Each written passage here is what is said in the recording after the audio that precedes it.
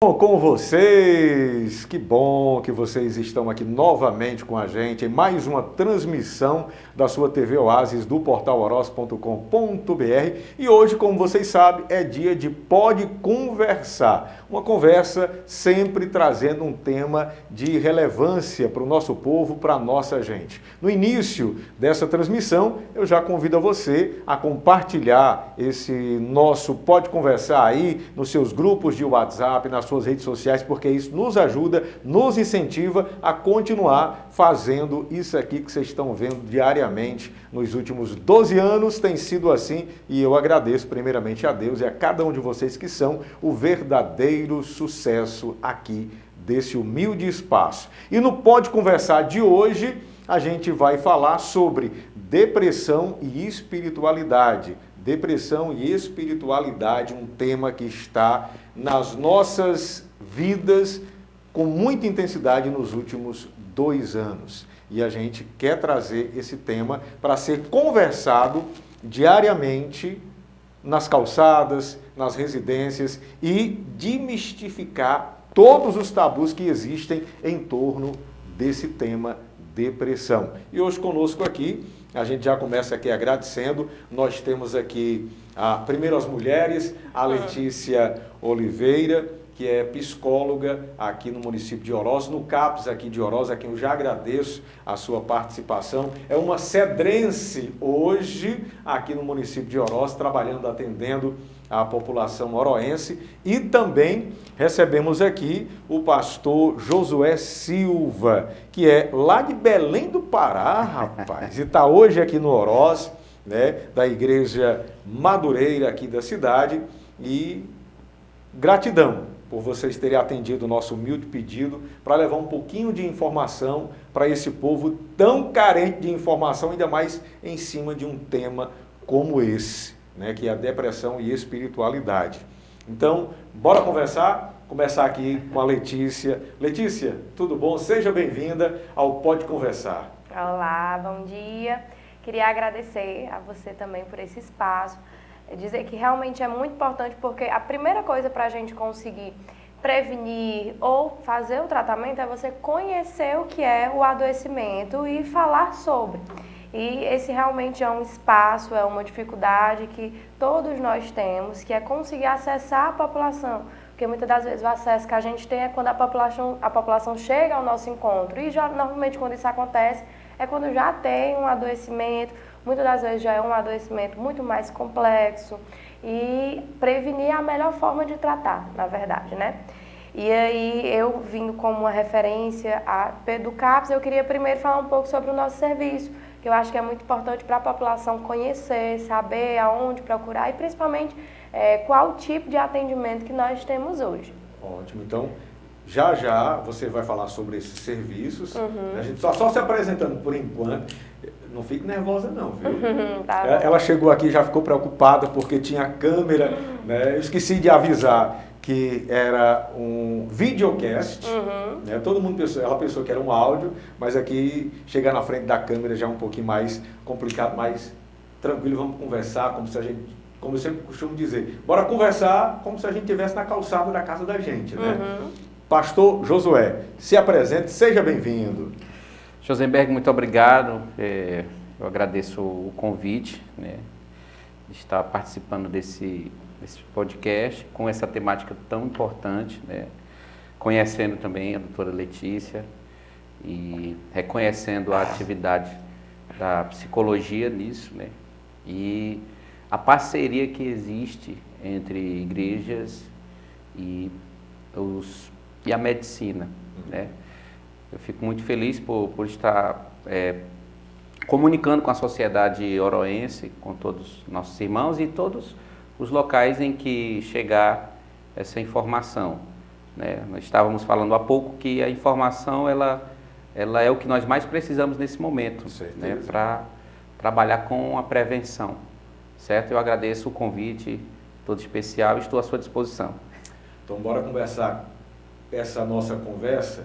Letícia, hoje existe um tabu muito grande em torno dessa palavra depressão, principalmente na busca do tratamento, da depressão. Nos últimos 2 anos, a gente se ouviu falar com muita intensidade dessa palavra depressão.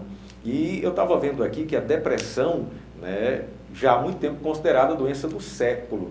E nos últimos 2 anos ela se intensificou muito no mundo inteiro, né? E aqui, eu estava vendo aqui que a depressão, né, até 2030, de acordo com a Organização Mundial de Saúde, será a doença que vai trazer mais despesas para os governos mundiais. E até 2030, essa depressão vai chegar a mais de 450 milhões de pessoas no mundo inteiro.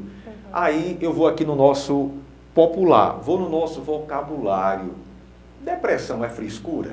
Não, de forma alguma. A depressão é um transtorno mental que de fato acomete muitas pessoas e que, na verdade, todos os tabus que existem em torno da depressão existem em torno de todo o adoecimento mental. Porque quando a gente está gripado, por exemplo, eu tenho sintomas físicos, digamos assim. Eu tenho febre. Quando eu tenho febre, eu coloco um termômetro e vai dar lá uma temperatura. E isso é físico, eu consigo ver o termômetro, eu consigo fazer um exame. E aquilo ali é como se tivesse uma espécie de comprovação.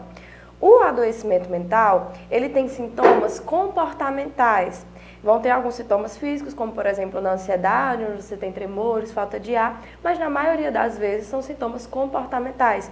A única pessoa que vai saber é quem está sentindo. E por conta de que nós, muitas das vezes, temos aquele velho ditado, eu preciso ver para crer, a gente descredibiliza um adoecimento mental que é muito grave. Então, existem muitos tabus em torno de todos os adoecimentos mentais. Primeiro, falando que, por exemplo, poderia ser frescura, como você disse, e outro tabu muito grande é falando que, por exemplo, é falta de Deus, é castigo, é pecado, onde a gente impõe nesse sujeito mais um fator de culpa, sendo que dentro do adoecimento da depressão, uma série de outros sintomas vão sendo acometidos. É como se a gente colocasse nesse sujeito mais uma barreira para ele não conseguir enfrentar. E o enfrentar não é enfrentar sozinho, é enfrentar a barreira de procurar um atendimento, que às vezes essa é uma das maiores barreiras que a pessoa tem. Então, esse comportamento, essas falas de que é pecado, de que é castigo, de que é falta de Deus ou de que é frescura, na verdade é um fator que contribui para aumentar o adoecimento daquele sujeito. Concordo plenamente. E a gente vê isso com muita frequência, né? Principalmente a gente que é da cidade do interior. A gente vê muito assim, eu não vou lá para o CAPS, porque vão saber que eu estou doente, vão dizer que eu sou louco, porque é assim que infelizmente as pessoas tratam a depressão, a ansiedade, né? E infelizmente isso tem se intensificado mais e mais, a problemática e a dificuldade das pessoas a entenderem isso e buscar o atendimento, o acompanhamento. E eu estava vendo aqui, pastor Josué, que quanto maior a espiritualidade de cada pessoa, né, maior a facilidade para enfrentar e sair dessa depressão. Sim, como foi bem falado aqui, esse peso que geralmente se joga em cima da pessoa que está sofrendo com a doença, ele não vai ajudar de forma alguma, né?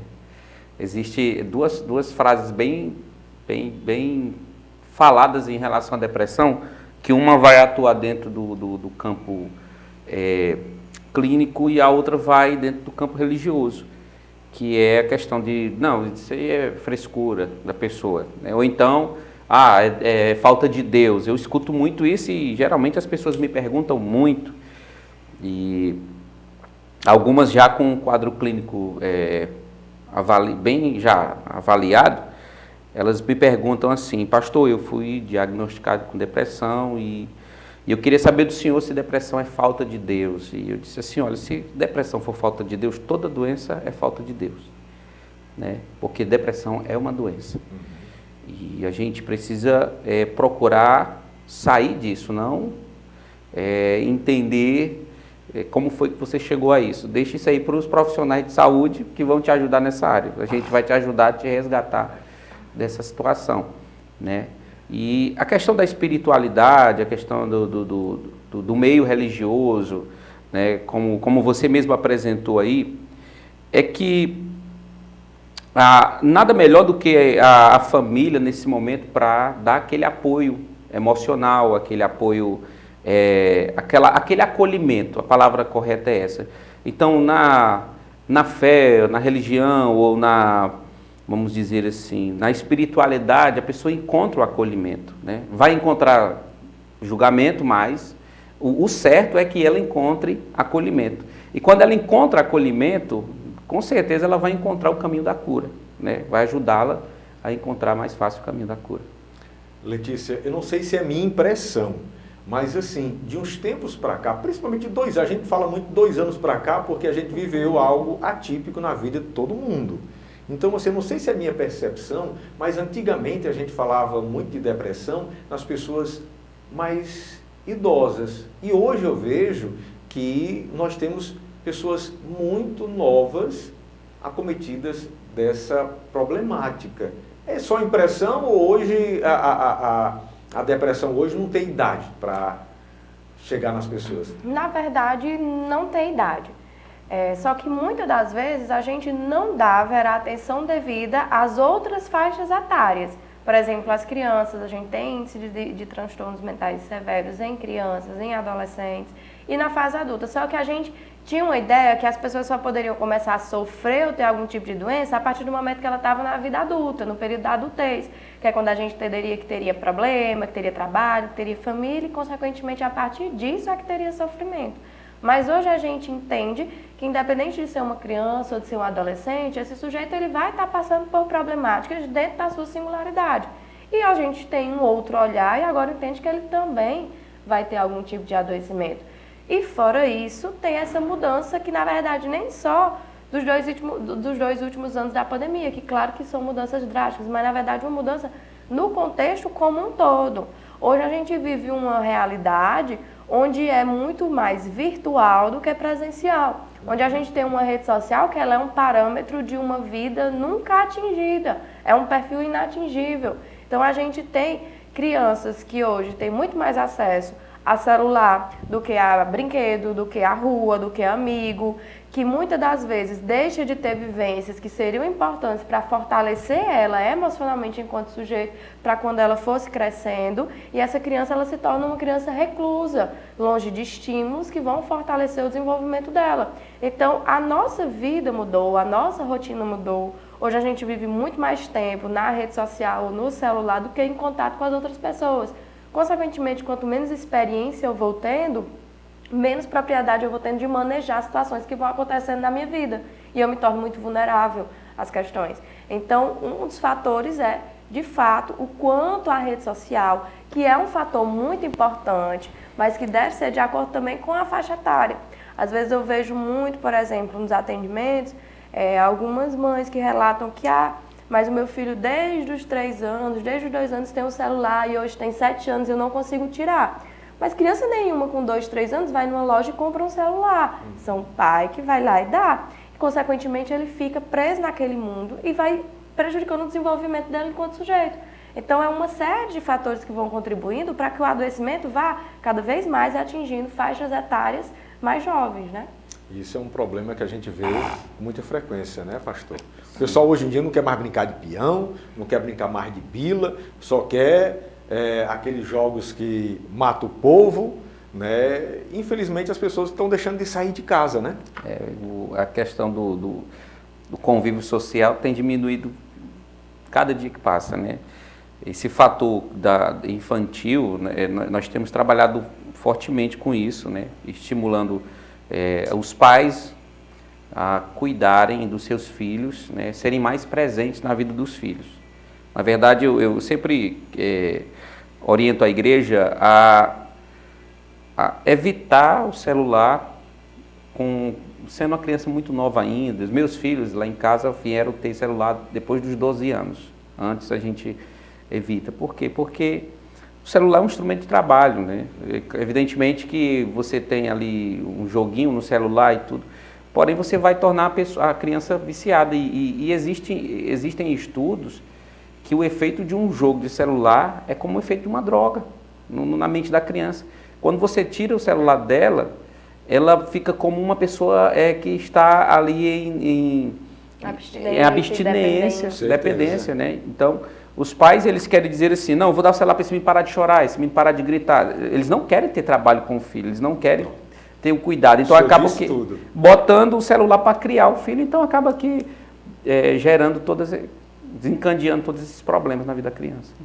Isso a gente vê, né, com tanta frequência no dia a dia, né? Tantas famílias com tantos problemas advindos aí desse aparelhozinho aqui, as pessoas não sabem usar como se deveria usar, né? E, doutora, como é que o CAPS faz esse atendimento direto a essas crianças com essa problemática?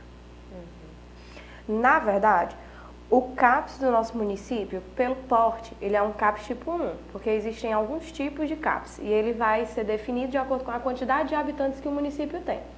Pelo nosso CAPS ser um CAPS tipo 1, a gente não atende só criança, a gente atende adulto, criança, adolescente, todas as faixas etárias, usuários de álcool e droga e de outros tipos de adoecimento. Então, normalmente, essa criança, quando chega no CAPS, ela tem que ser uma criança que já tenha um transtorno mental diagnosticado e um transtorno mental grave, porque o CAPS ele é uma rede de substituição para um hospital psiquiátrico. Então, a ideia é que houvesse, com a reforma psiquiátrica, o fechamento dos hospitais psiquiátricos e o CAPS é uma rede de substituição.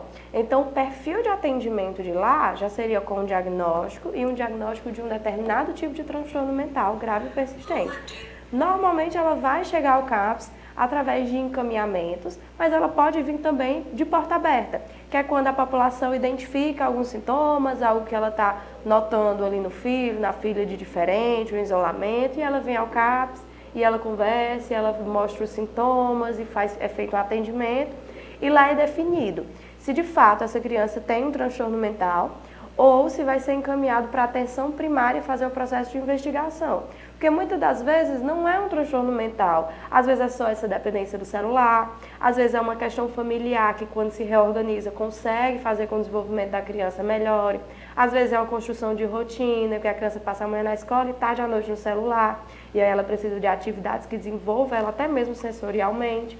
Então, de fato, existem várias portas, desde a porta aberta, onde a população vem, e o encaminhamento, que é quando vem ou da escola ou do próprio PSF. Doutora, você falou em portas abertas. Como foi o atendimento à população nesse período de pandemia? Como é que ficou a população? Teve acesso? Foi para o atendimento via celular, né, remoto? Como é que funcionou esse atendimento aonde teve um verdadeiro estouro de casos de depressão?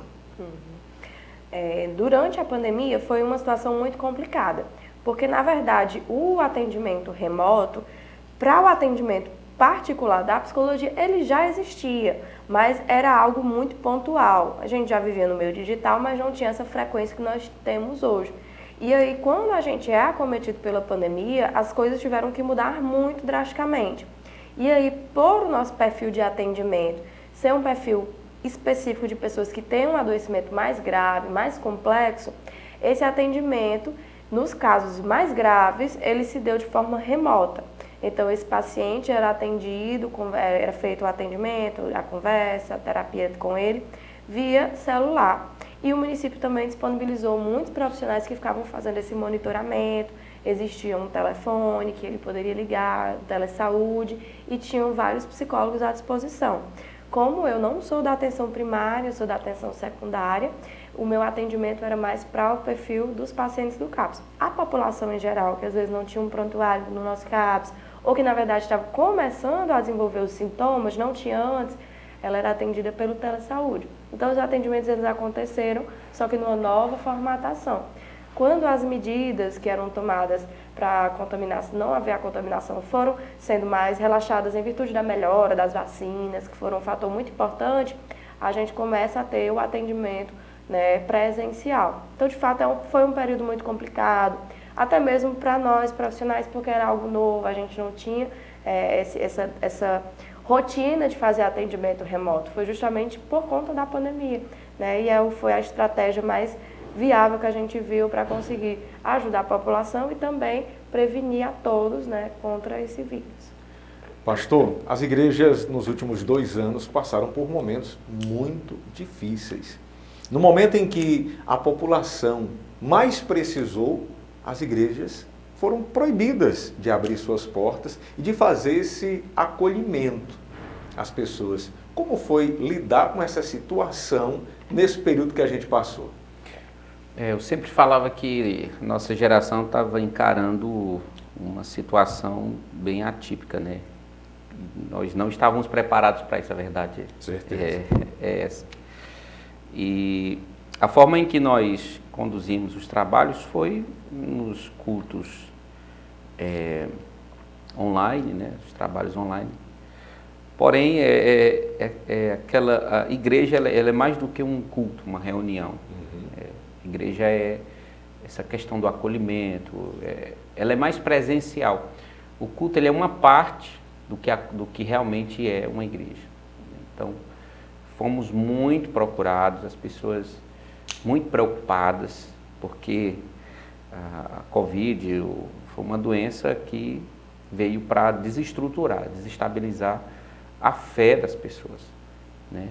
E nesse momento as pessoas procuram muito Deus, né? Informação, e foi bem difícil até porque o principal fator foi não estarmos preparados para isso, né? Eu acredito que seria uma temática de amanhã colocar para as gerações futuras como encarar, como lidar com a igreja em um cenário pandêmico, né?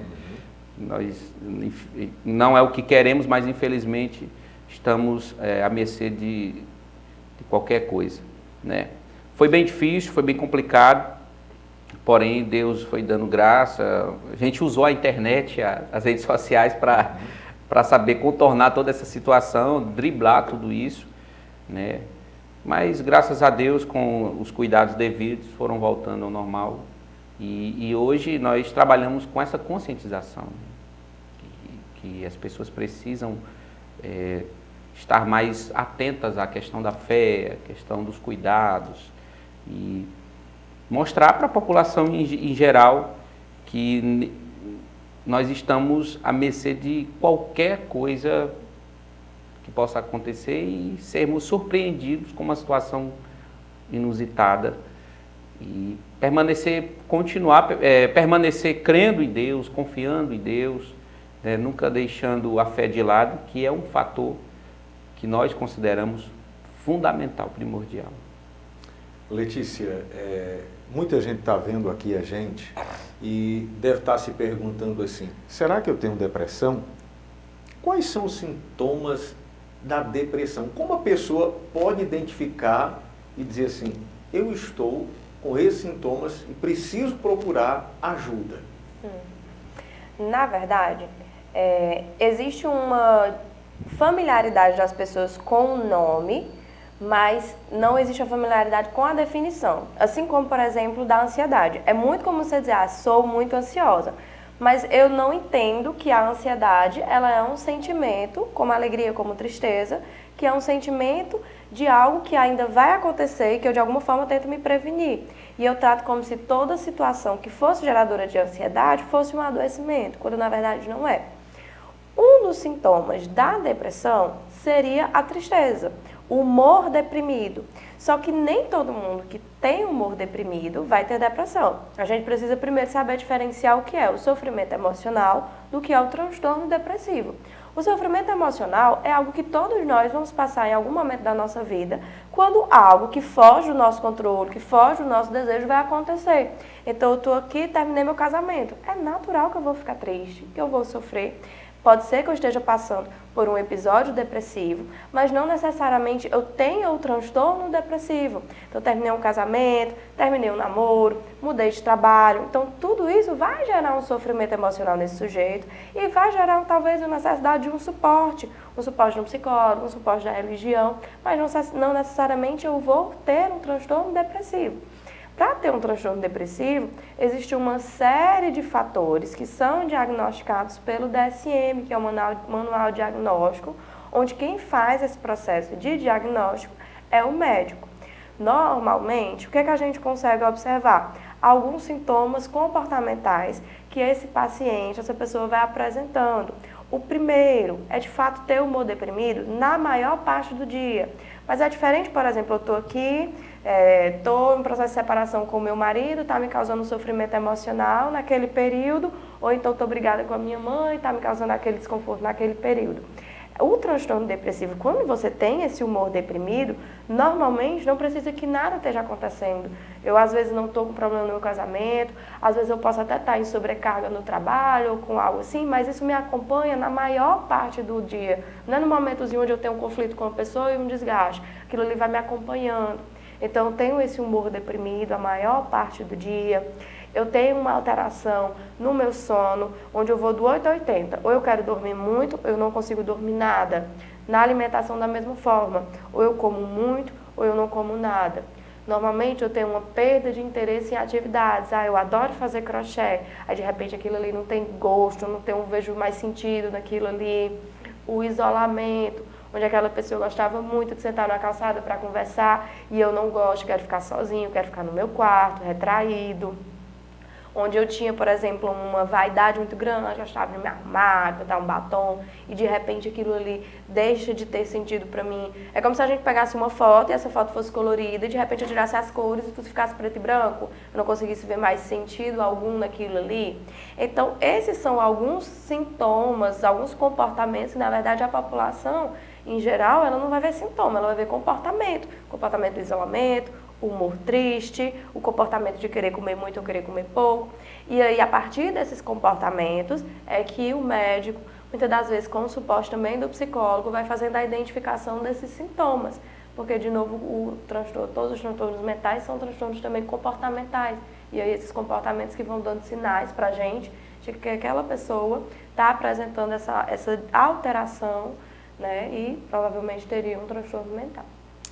Essa questão do isolamento, né? As pessoas muitas vezes não se sentem úteis e acabam se isolando, né? Não querendo contato com ninguém. E eu vejo a igreja, né, fundamental para tentar tirar as pessoas dessa escuridão que elas se encontram aí, daquele isolamento. E eu vejo que a Igreja Madureira tem várias ações, né? Diretamente aqui na cidade, nas comunidades, e eu vendo aqui uns dados aqui que a população mais pobre, ela é muito afetada pela depressão. Né? Fala um pouco dessas ações que a igreja tem, né, que tiram, eu vejo muitos jovens envolvidos, né, nessas ações. Como né, trazer esse tipo de ação para resgatar esse povo, né, dessa escuridão da depressão? Como você falou aí, é uma escuridão e nós tentamos passar o evangelho como luz. Não um evangelho teórico, um evangelho prático, né? Não é só você ouvindo a palavra que você vai ter um resultado mais efetivo. É você cumprindo o evangelho, é você praticando o evangelho. E eu digo muito para a igreja, para as pessoas, que a prática do evangelho é que nos torna discípulos de Cristo, né? Eu costumo dizer, não é o que um ou outro fala acerca de determinado assunto que vai definir o que são os cristãos, mas o que a Bíblia nos ensina, o que Jesus nos ensina, né? O Evangelho, ele se responsabiliza pelo que a Bíblia ensina, pelo que o Evangelho passa, não pelo que as pessoas fazem. Nós temos um grupo de jovens na nossa igreja que eu sempre digo para eles, olha, água parada, ela adoece, né? Então, nós precisamos estar sempre em movimento. Assim que eu cheguei em Oroz, nós tínhamos 3 trabalhos semanais. E eu não vi resultado, não vi. Então, nós mudamos a metodologia, nós vamos ter trabalho agora todo dia. Todo dia nós vamos ter trabalho. Cada trabalho vai atingir um grupo, uma faixa etária, vai atingir um segmento, né? Mulheres, jovens, homens, e sempre procurando tirá-los daquele confinamento, né? daquele confinamento, tirá-los desse uso excessivo dos aparelhos, da internet, né? Não ser cansativos. Eu uma vez estava lá em casa, sempre após o culto, eu vou para casa e o pessoal pergunta se eu vou para a lanchonete ou se eu vou ficar na calçada. Eu disse, eu vou para a calçada. E chega aquele grupo de jovens e mulheres, de todas as faixas etárias. E a gente fica conversando ali e uma vez um amigo disse assim, pastor, esses meninos vão muito para a igreja. Começa a dar um impulso para esses meninos fazer faculdade, estudar. Eu disse assim, olha, a minha responsabilidade é cuidar do espiritual deles. Eles têm sim um incentivo a estudar, ter um trabalho, a igreja direciona sim, a pessoa construir o seu futuro, né? Cada um responsabilizando-se pelo seu futuro. Porém, esse momento aqui é um momento de fazer com que eles tenham uma descontração. Eu prefiro que eles venham para cá do que eles vá para casa. Porque tirando eles de casa que eu consigo entender mais, conversar mais, socializar eles, né? Eu tenho muitos testemunhos na igreja, Rosenberg, de pessoas que chegaram com um quadro clínico de depressão e que a nossa maior atividade com eles é tirá-los de casa. Botar do lado. Eu abraço aqui, digo, fique perto. E vão para um canto, vou para o outro, visito. Às vezes aconteceu um fato que chegamos numa casa, nessa casa tinha uma geladeira na cozinha, uma rede na sala, umas criancinhas assim, só uma usando uma cuequinha, outra não estava vestido, e a mãezinha segurando um bebê no braço. E nós começamos a evangelizar e falamos de Jesus e também entregamos cesta básica, resolvemos lá o dia do hoje para aquela senhora. Quando eu saí daquela casa, a pessoa que estava com um quadro de depressão, ela olhou para mim e disse assim, e eu pensava que eu tinha um problema. Eu disse assim, olha, não menospreze o seu problema, aqui é outro problema. Só que você está enxergando que todo mundo enfrenta um tipo de problema. Então isso vai fazendo com que você se conscientize mais em relação às outras coisas. Exatamente essas atividades que vão fazendo com que a pessoa faça uma autoanálise, tenha uma perspectiva diferente da vida e outras coisas, né? Letícia, como é que funciona o atendimento semanal do CAPS aqui de Oroz? Assim, o CAPS, na verdade, ele oferta vários tipos de serviços. Ele vai desde o serviço ao grupo de pacientes dia, que são pacientes que têm uma necessidade de acompanhamento diário, então eles vão para a unidade, eles passam um dia lá, fazem atividades, fazem a sua alimentação. Então são pacientes que a gente precisa ter um contato maior para a gente ir observando como ele está. São pacientes que também às vezes fazem uso de medicações que são injetáveis, então a gente precisa desse paciente junto da gente, até mesmo para também produzir, na verdade nem produzir, mas ajudar na produtividade dele, onde eles vão conseguir ter uma série de atividades com o nosso monitor.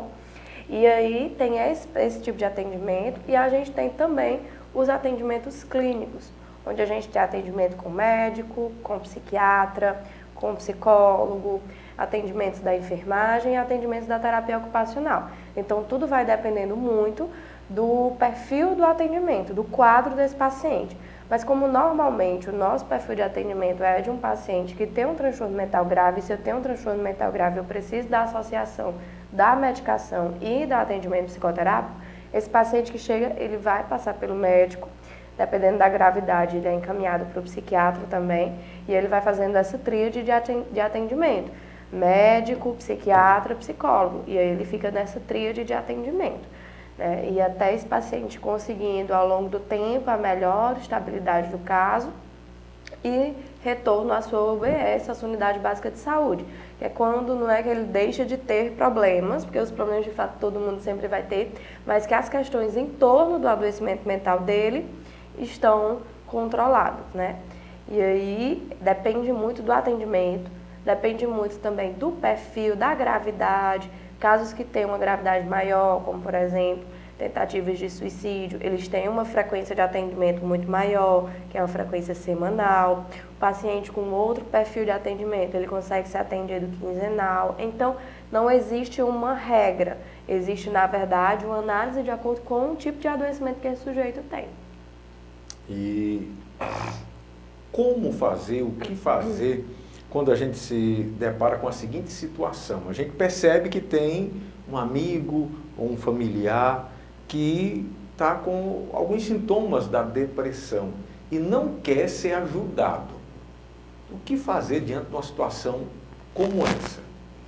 É uma situação muito delicada, porque de certa forma a família ou os amigos sentem essa postura de impossibilidade de ajudar, porque de fato a gente não consegue forçar uma pessoa a querer ajuda e a primeira ajuda que ela precisa é dela mesma. Só que muitas das vezes, por conta do adoecimento, é como se esse sujeito tivesse uma venda, tivesse um véu e ele não conseguisse ver as coisas com a clareza que a gente está vendo. É como se tudo fosse meio que bloqueado. Então, a primeira coisa que esse sujeito precisa, perdão, é do apoio. Primeiro, explicar para ele as possibilidades de atendimento. Segundo, tentar escutar esse sujeito. E terceiro, mostrar para ele os caminhos que ele tem para seguir. Mas sempre oscilando entre a posição de respeitar a decisão do outro, mas também estar junto desse outro. Então, se eu tenho um amigo que está passando por essa situação, o acolhimento, a ajuda que você dá, não é uma ajuda de um profissional, é diferente, mas é a ajuda desse acolhimento, de estar junto e de conhecer os caminhos que você pode orientar esse sujeito. E aí, a persistência aliada ao respeito ao tempo desse sujeito é que vai fazer com que a possibilidade de manejo vá acontecendo. E entender o porquê disso, porque muitas das vezes é aquilo que a gente falou no início, é o tabu, é o medo, é a crença de que você tem, de que você não é louco, que a gente ainda usa muito de forma errada essa palavra. E aí, se eu conheço, escuto, por exemplo, o que é o que impede essa pessoa de ir, é a melhor forma que eu tenho para ajudar. Então, a pessoa tem que ter essa sensibilidade muito grande para conseguir ajudar esse sujeito nesse momento. Pastor, já passou por uma situação parecida como essa, de você perceber que a pessoa precisa de ajuda e a pessoa não admitir, né, que precisa dessa ajuda?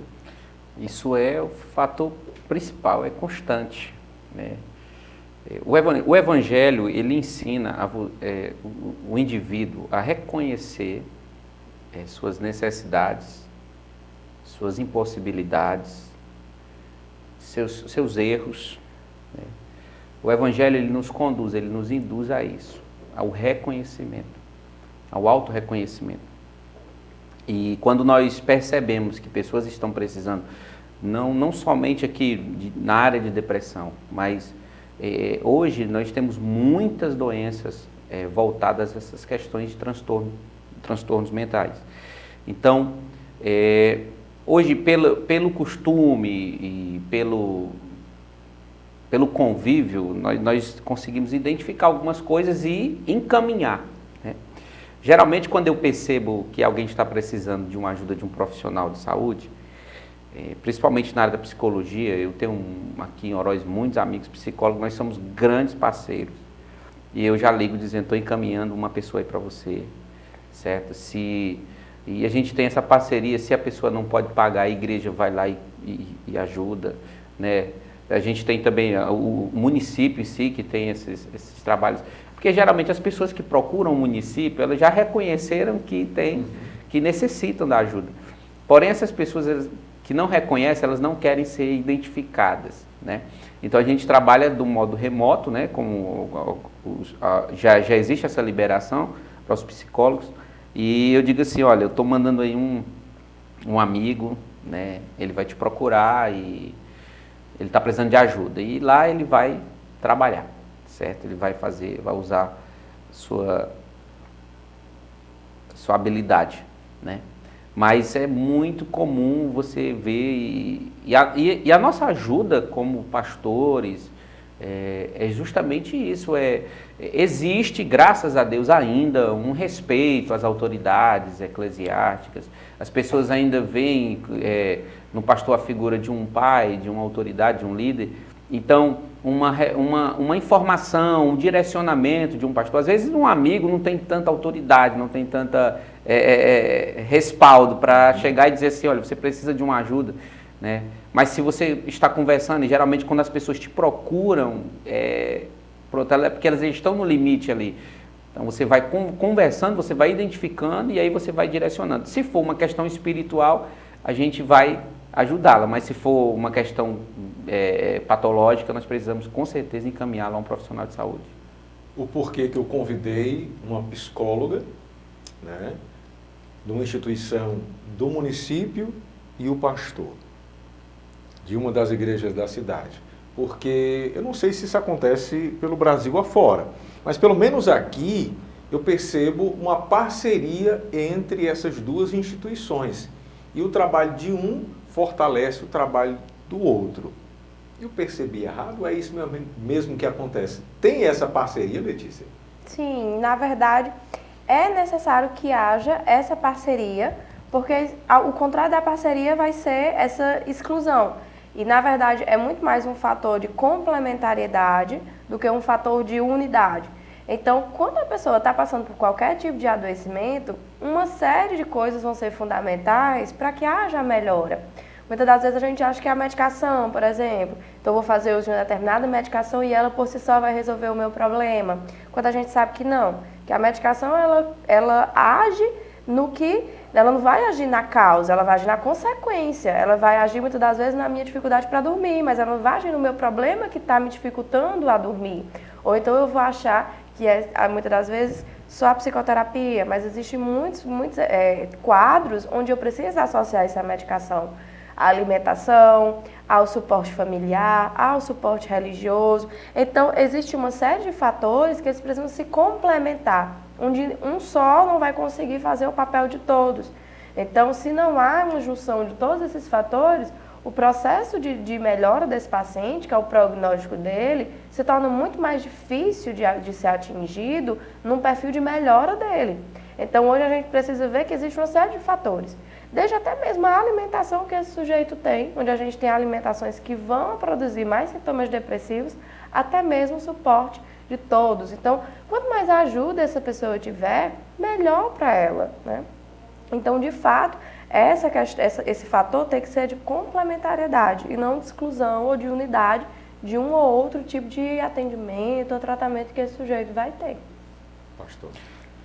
Sim, aí não existe uma guerra, por mais que alguém possa pensar que, não, as igrejas, eu reconheço que existe um fanatismo religioso prejudicial no meio cristão, onde as pessoas menosprezam a doença, alguns líderes se consideram superpoderosos a ponto de menosprezar o atendimento médico, certo? E querem resolver tudo e acabam prejudicando, tornando a vida da pessoa mais difícil, tornando o caminho mais longo, o caminho para chegar até a cura. E se Deus nos deu a ciência, nós precisamos usá-la de forma sábia, com sabedoria. E, como eu falei, nós temos parcerias, né? Eu não sei como é o contexto de vida dos outros líderes religiosos, mas eu indico constantemente pessoas para pedirem ajuda aos profissionais, certo? Às vezes eu falo aqui de uma forma descontraída, mas a pessoa olha para mim e diz assim, pastor, olha para mim que eu estou com dor de cabeça. Eu disse assim, olha, se você tivesse tomado um Anadol, ou qualquer remédio para dor de cabeça, tinha passado do mesmo jeito. Eu falo de forma descontraída. Jesus cura dor de cabeça? Evidentemente, Jesus cura qualquer enfermidade, nós cremos assim, certo? Só que quanto mais eu sei acerca da enfermidade, eu acredito que maior seria o milagre, não? E se a cura vier pelas mãos dos médicos, o milagre deixou de acontecer? Claro que não. Então, Deus ele atua na vida dos profissionais de saúde, Deus atua na vida dos líderes religiosos, Deus atua em todo momento. Então, nós não somos inimigos da ciência, nós não somos inimigos dos profissionais da área de saúde, nós somos parceiros e como a doutora falou, é uma questão de complementação, um vai complementar o outro, né? Eu já recebi chamadas de amigos médicos para fazer oração por pessoas no hospital, né? Pessoas que tinham tomado calmantes pesados para dormir e não conseguiam. Então, a fé de algumas delas identificaram alguma coisa sobrenatural, fomos lá, oramos e aconteceu que deu certo, né? Nós temos esses testemunhos que são comprovados, né? Porém, eu também encaminho pessoas ao médico, porque eu acho isso uma coisa super natural, super comum e necessária, certo? E necessária. Letícia, existe alguma estatística dos casos aqui na cidade de Oroz ou na nossa região? Se aumentou ou diminuiu os casos de depressão aqui no município de Oroz ou na nossa região? Essa estatística quantitativa exata, eu acredito que desse último ano talvez ainda vá acontecer. De fato, na verdade, o olhar que eu tenho é muito mais um olhar subjetivo do que eu estou vendo, que na verdade não deixa de ser um olhar muito reducionista, porque a gente sabe que existem muitas pessoas que não procuram atendimento, mas eu observo que de fato não é que houve uma redução dos casos depressivos, mas que atualmente há uma ampliação muito maior dos casos de ansiedade, né? Que hoje a gente já trabalha com um tipo de transtorno mental comum, que a gente chama, que é quando esse paciente, ele nem tem todos os sintomas, que quando você vai diagnosticar, existe uma quantidade mínima de sintomas que esse paciente precisa ter para ele se enquadrar em um tipo de transtorno. Só que alguns pacientes, eles têm uma quantidade inferior ao necessário de depressão e inferior ao necessário de ansiedade, como se eu tivesse um pouquinho de cada. E aí, hoje, está sendo muito mais comum esse perfil de atendimento, paciente que é triste, tem isolamento, mas tem muitas crises ansiosas, do que, de fato, só o caso da depressão, como uma doença unitária, digamos assim. Então, hoje a gente tem, na verdade, uma associação muito maior de alguns sintomas depressivos com alguns sintomas ansiosos. Pastor, o senhor aqui eu não vou deixar de abordar um tema. Eu fiquei sabendo que a Igreja Madureira, em breve, vai receber cerca de 1.000 jovens aqui na cidade. Que evento é esse? Nós estamos aguardando. A nossa igreja tem uma festa tradicional, né, que já acontece há muitos anos, e ela sempre aborda pessoas, né, de faixas etárias diferentes e também de classes diferentes. Tem congressos de mulheres, congressos de jovens, congressos de obreiros. E esse ano de 2023, Oroz vai sediar o Congresso Estadual de Jovens do nosso estado. Nós estamos aguardando aí mais de 30 cidades do nosso estado do Ceará e talvez aí até de outros estados, né? Estamos aguardando só algumas confirmações. E já estamos com quase 900 inscrições já realizadas, né? É um desafio, nós estamos na correria, certo? Para nós, para Oroz vai ser uma coisa bem, por ser uma cidade pequena, vai ser uma coisa bem diferente, certeza, né? Bem nova. E a ideia é essa mesmo, é ajudar os jovens a abordar temáticas jovens, falar, se comunicar com os jovens, orientá-los, né? Eu não sei te dizer exatamente qual será a edição do congresso, mas eu acredito que já tem quase 20 anos que nós trabalhamos aqui no estado do Ceará com esse trabalho. Isso nós chamamos de CONJADEM, é o Congresso de Jovens do Ministério de Madureira, né? Que é da nossa igreja. E Oroz foi contemplado aí nesse 2023 e vai acontecer nos dias 7, 8 e 9 de abril, vai pegar o feriado da Semana Santa, né? Nós já conseguimos ali o ginásio para a realização do evento, um local espaçoso, e já temos aí todos os locais de hospedagem e hotelaria já todos ocupados. Aí. Nós não temos mais nenhum lugar para instalar esse pessoal. Que bom, notícia boa. Eu fiquei sabendo, né, desse evento e fiquei muito feliz, porque é uma forma de gerar, né, emprego e renda para a nossa cidade. Vai gerar aquecer o turismo, vai aquecer o turismo, toda rede do comércio de Oroz vai ser beneficiada com um evento dessa proporção. E a gente quer parabenizar a igreja por essa iniciativa, né, de, mesmo sendo uma cidade pequena, né, receber um evento a nível estadual. Né? Sim, Parabéns sim. pela iniciativa. E assim, eu quero aproveitar aqui no nosso Pode Conversar, a gente já está chegando aqui na reta final do programa, não posso deixar de agradecer os parceiros que estão aparecendo aqui, pessoas que acreditam no nosso trabalho, que estão aqui firmes e fortes na nossa missão de levar informação e agora levar também entretenimento através do nosso podcast, do nosso programa de música, arte e cultura aqui da nossa cidade, né, que é toda quinta-feira às 7 horas da noite com música ao vivo. E aqui a gente mostra todos os ritmos musicais, né, do forró, a seresta, músicas evangélicas. Inclusive, semana passada nós tivemos aqui o William e a Dani, né, que deram um verdadeiro show aqui. E são lá da igreja, né? Eles estão sempre lá pela igreja se apresentando lá. Né? Então, esse é o espaço. A gente está pouco a pouco trazendo essas novidades aqui para a TV Oasis, que é uma TV feita para o nosso povo e para trazer temas como esses tão importantes para serem debatidos no dia a dia. Letícia, tem alguma coisa desse tema depressão que nunca pode ser deixada de ser dita para trazer um alerta para as pessoas que estão vivendo isso no seu dia a dia? Eu acho que a primeira coisa é um olhar sincero para si mesmo.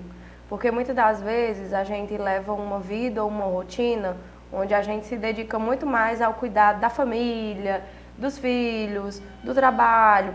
E a gente acaba deixando de lado o olhar para consigo mesmo, para com o seu tempo, para com o seu autocuidado. E abrir mão disso, que muitas das vezes as pessoas acreditam que seria um egoísmo, faz com que você deixe de ter um autocuidado necessário, até mesmo para que você consiga cumprir com suas atividades. Então, acho que a primeira coisa que precisa ser dita é que você é responsável também pela sua saúde, pelo seu autocuidado, pelo seu tempo consigo mesmo, pelas reflexões da sua vida que também precisam ser feitas, que também precisam ser necessárias. Então, eu acho que o olhar para dentro é muito mais importante, porque a gente às vezes olha tanto para fora, para as nossas obrigações, e a gente abre mão de nós mesmos. Então, se colocar em primeiro lugar e respeitar o seu tempo, respeitar as suas limitações, respeitar que se no momento você está precisando de ajuda, isso não é vergonha, isso é algo que você tem que olhar pelo lado de que bom que então eu tenho quem possa me ajudar e eu vou correr atrás, e entender também que cada um tem seu tempo de fato, né, para você conseguir entender e absorver. Mas eu acho que o olhar para si mesmo e respeitando suas próprias necessidades. Pastor, o que a palavra de Deus tem a dizer para quem se encontra nessa situação? Eu ouvindo a doutora falando, eu me lembrei de uma situação que aconteceu comigo há uns dias atrás, há um tempo atrás. Acho que foi um pouco antes da pandemia. Eu vi um colega psicólogo postando um cartaz falando de alguns sintomas. E quando eu vi aquilo, eu me identifiquei muito. E eu disse assim, poxa, será que eu estou com depressão? Eu procurei imediatamente ajuda. Imediatamente. E na pequena análise que foi feita a princípio, né, porque tem as abordagens, né? Até você chegar a um psiquiatra, você tem todo um processo ali. E o que faltou em mim? Exercício. Exercício físico. Então, algumas coisas básicas da vida que são deixadas de lado, elas podem ocasionar ou desencadear um caso de depressão. Então, trazendo para a Bíblia, né, Jesus ele diz assim, que nós devemos amar o próximo como a nós mesmos. Qual é a base do amor?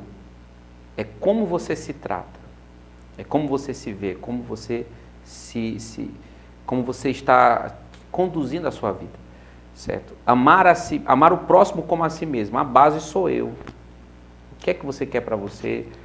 Como você está conduzindo a sua vida? Se você se ama de verdade, né? Jesus está dizendo, olha, aplica o que você aplica na sua vida, na vida do seu próximo. A base do amor ao próximo é aquilo que eu aplico na minha própria vida. Então, se eu não me amo, eu sou incapaz de conseguir amar alguém. É exatamente essas palavras que Jesus estava dizendo. Se eu não me cuido, eu sou incapaz de cuidar de alguém. Então, como eu vou subir um altar e dizer para uma pessoa que ela precisa se cuidar e eu não estou me cuidando? Que ela precisa cuidar da saúde dela e eu não estou atendendo a minha saúde? E dizer, eu não tenho tempo, a minha vida é corrida, a minha vida é isso, a minha vida é aquilo, mas vai chegar uma hora que o corpo vai gritar. E você vai parar já num caso bem, vamos dizer assim, bem grave. Você poderia ter prevenido a situação. Então, o conselho que eu deixo aqui a todos faça o que Jesus disse, ame a si mesmo. Né? Ame a si mesmo, ame sua vida, ame a vida. Né? Só assim você vai ter a condição e a capacidade de enxergar o seu próximo, amar o seu próximo. É querendo a qualidade de vida que você tem para a vida dele. O que é que eu posso dizer depois de um bate-papo tão agradável como esse? Primeiro, agradecer a Deus pela oportunidade, né, de ter vocês aqui com a gente. Agradecer a você, Letícia, a toda a família do CAPS, né, que a gente vê que é uma verdadeira família, que atendem todos com todo carinho, com toda dedicação ali diariamente. E o atendimento eu percebo que é além instituição, ultrapassa as barreiras da instituição do CAPS. Então, muito obrigado por trazer essas informações para a gente aqui no nosso Pode Conversar. Eu que agradeço. Leve o nosso carinho a todo mundo lá do CAPS. E assim, precisou do CAPS, onde encontrar o CAPS? O CAPS, ele se encontra no centro da cidade. Como eu não sou de Oroz, eu sou um pouco difícil, mas é na Travessa Lima Verde, número 126. É colado com a farmácia de Wilson. De Wilson. Todo mundo sabe onde é a farmácia de Wilson. Mas logo, logo a gente vai se mudar. A gente vai para o primeiro endereço do CAPS, que é mais no centro ainda da cidade, que é vizinho a uma academia. Eu acho que é a Academia da Derlange. Pronto, das referências que a gente Vocês vão tem. pra lá? Isso, logo a gente está voltando. É onde era anteriormente. Isso, onde era o primeiro endereço. Mas atualmente a gente ainda se encontra ali, próximo à escadaria, do lado da farmácia de Wilson. Ótimo. Muito obrigado, viu, Letícia, por estar aqui conversando com a gente. Pastor, mais uma vez, muito obrigado por ter aceitado o nosso convite e ter batido esse papo legal aqui com a gente. Eu que agradeço também participar dessa temática fundamental, importante, né, para a nossa sociedade. E como você falou no início, é um caso que nós precisamos trabalhar intensivamente, porque segundo a perspectiva que se tem, né, a depressão amanhã vai atingir muito mais pessoas. E estou sempre à disposição, né, da sociedade oroense, de todos que nos escutam. Eu falei algo no início da minha chegada em Oroz, que eu digo o seguinte: eu não vim pastorear uma igreja, eu vim pastorear a cidade. E estou à disposição de todos. E quando o senhor quiser contar comigo, Josenberg, estou à sua disposição para qualquer coisa. Valeu, pastor. Letícia, mais uma vez, obrigado. E a você que nos acompanha, eu vou pedir para você nos ajudar compartilhando esse programa, levando ao maior número de pessoas todas essas informações que a gente trouxe aqui. Agradecer à turma da Lanchonete Pizzaria Jabá, nossa amiga Letícia, um forte abraço também aos nossos amigos apoiadores que acreditam no trabalho da TV Oásis do portal Oroz.com.br. Um cheiro no coração e até o próximo Pode Conversar, que aqui você é o grande sucesso. Tchau e até o próximo programa.